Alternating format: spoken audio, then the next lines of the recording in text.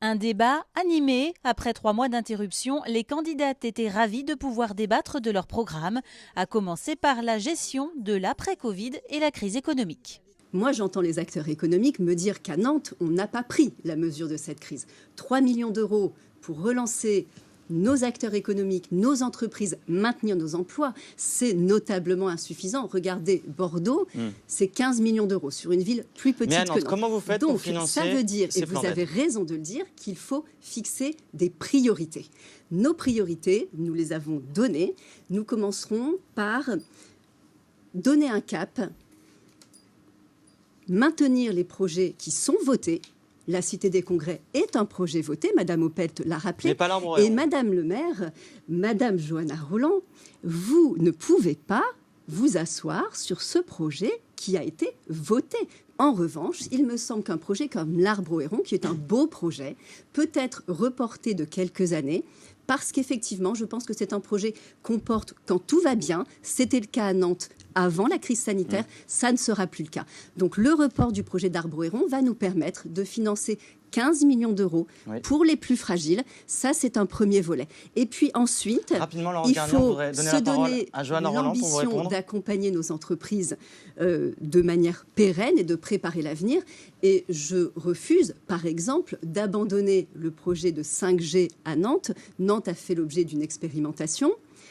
La 5G, refuser la 5G comme vous le faites, Madame Rolland, sur le dos, pardonnez-moi de vous le dire, d'un accord avec les écologistes, me semble parfaitement irresponsable à l'heure où on s'apprête à traverser cette crise économique sans précédent. Donnons les moyens à nos entreprises de travailler dans les années à venir. Sur cette question de relance économique et ces projets. Il y a deux sujets de fond. D'abord, un mot sur les chiffres. Madame Garnier dit 3 millions. En réalité, c'est 6 millions que nous avons d'ores et déjà mis pour les mesures d'urgence et pas de relance. Madame Opel dit 100 millions. Je rappelle que la métropole met tous les ans 138 millions enseignement supérieur, recherche. Bon, la belle affaire. Je crois que le sujet, c'est le cap et ce qu'on veut faire. Un mot sur le projet de Cité des Congrès. La Cité des Congrès, il y a 2 volets. La modernisation. Cette partie-là, elle est maintenue. Il y a un autre volet qui est l'extension. Aujourd'hui, que nous disent les professionnels du secteur ? Avec l'impact sur les déplacements internationaux, l'impact sur les comportements, ils estiment qu'il faudra entre 2 ans et 4 ans pour retrouver le niveau initial du marché. Je crois que c'est sage, tout simplement. Pardon, je vais terminer. Je crois que c'est sage de se poser une minute, de regarder la situation.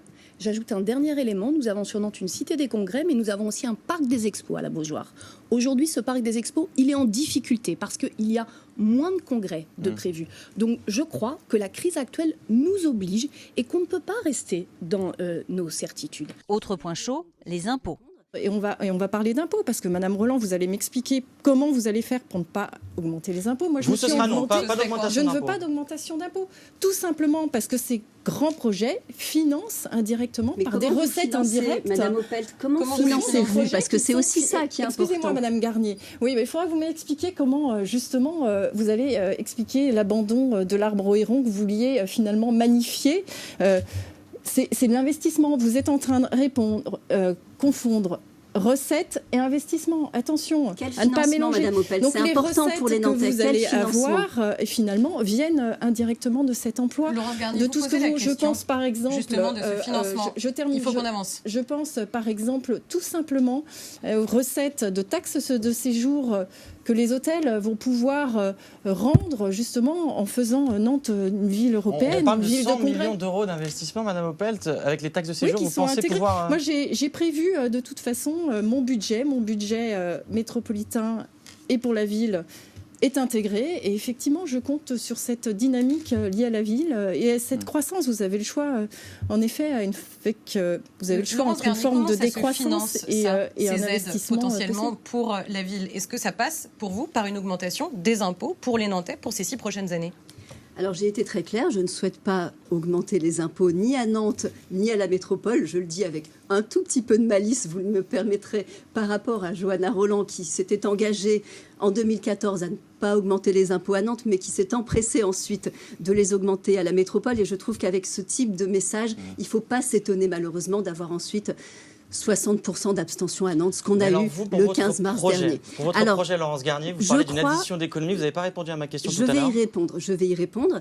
Alors, donc, effectivement le report d'un projet d'Arbres-Héron, qui est un projet emblématique auquel je suis attachée, mais qui est un projet, je crois, qu'on ne peut pas porter aujourd'hui parce qu'il y a une question d'urgence et une question de décence. Ensuite, il y a un certain nombre d'économies de fonctionnement qu'une ville et qu'une métropole peuvent porter, doivent porter. Beaucoup s'y sont engagés dans les 5 dernières années. Nous n'avons pas fait ce travail-là à Nantes. Le programme que nous proposons avec mon équipe, je le rappelle, 4 axes, 323 mesures, et j'invite ceux qui nous écoutent à aller se plonger sur ce sujet. C'est oui Tout ou c'est à non. fait, il est financé sur la programmation d'investissement de la métropole à hauteur de 2 milliards. Et oui, ce programme est réalisable sans augmentation d'impôts. Si cette fois la sécurité a été brièvement évoquée, c'est le déménagement du CHU qui a pris une place importante dans les échanges. Laurence Garnier s'oppose à son déménagement. Johanna Rolland le soutient mais réclame des études complémentaires. Valérie Opelt le défend. Je crois qu'il faut un nouvel hôpital à Nantes. Simplement, je porte le projet d'un grand campus sur le site nord avec un hôpital de proximité dans les bâtiments modernes de l'hôpital mère-enfant. Pourquoi j'ai changé d'argument ? Je n'ai jamais changé d'argument. La question est que, quel que soit... Vous êtes contre le service public de Madame santé. Rolland, C'est la vérité. Je ne vous ai pas interrompu. Permettez-moi de m'exprimer à mon tour.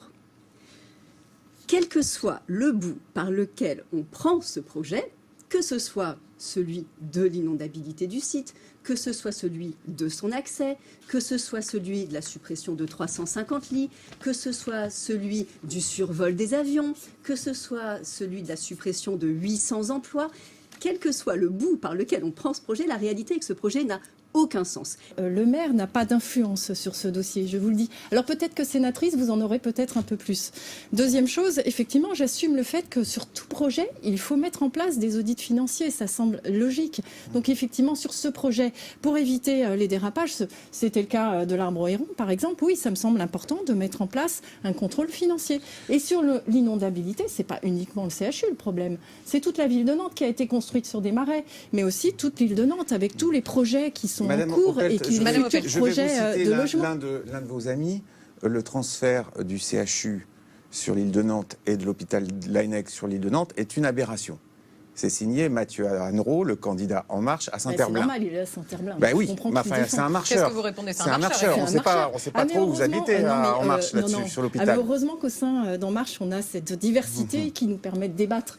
Et effectivement, c'est cette richesse qui fait que l'on avance. Voilà, donc effectivement, à Saint-Herblain... Deux communes limitrophes et vous n'êtes pas d'accord sur le projet ? Non, je ne suis pas d'accord avec lui, en effet. Par contre, je suis d'accord pour mettre en œuvre une complémentarité entre l'ICO, le Cancéropole, et effectivement, ce futur lieu sur l'île de Nantes, qu'est le CHU. Enfin, le transport aérien et le secteur de l'aéronautique en difficulté ont clos les débats. La crise Covid est en train de réinterroger complètement la notion des transports. La question de l'extension, ou en tout cas du réaménagement de Nantes Atlantique aujourd'hui, est complètement réinterrogée puisque le trafic a complètement chuté et a priori ne devrait pas revenir avant 2022-2023. Qu'est-ce que vous répondez aux salariés qui sont là sur le secteur de l'aéroport ? C'est pas l'aéroport de Nantes qui va faire diminuer l'emploi sur les secteurs de l'aéroport. Je pense que pour le Nantes-Orly en l'occurrence, vous n'allez pas à Orly en 2h30, donc l'avion sera toujours nécessaire. Donc ce sont des sujets qui seront effectivement réinterrogés par l'État en collaboration avec le maire. Et plus généralement sur la question des sous-traitants, tous ces sous-traitants qui sont sur notre territoire aujourd'hui. Certes, il y a eu ces aides annoncées par l'État, ça n'est pas du tout sûr que ça soit suffisant. Là, on parle de plusieurs centaines d'emplois. Attendez, là, je reviens. Je reviens effectivement sur le sujet national. Là. On parle de l'industrie. On sait que la situation d'Airbus sur notre territoire, c'est pas que national. Ça va avoir des répercussions sur toute la chaîne. Sous-traitants, PME, TPE. Le pôle EMC2, pour ceux qui nous écoutent, le pôle EMC2, c'est tout ce qui s'occupe de l'industrie du futur à côté de l'aéroport. Travaille aujourd'hui, absolument, travaille aujourd'hui sur ce qu'ils ont appelé un manifeste d'éco-industrie. Monsieur Pénaud nous l'a présenté collectivement pour dire voilà le chemin qu'on vient d'emprunter. Je crois qu'on doit faire ce jeu collectif. Et je peux vous dire qu'avec les alliés écologistes, puisque vous les évoquez, nous sommes totalement en phase sur ce sujet. Nous devons conjuguer économie-écologie. Verdict dans les urnes dimanche soir.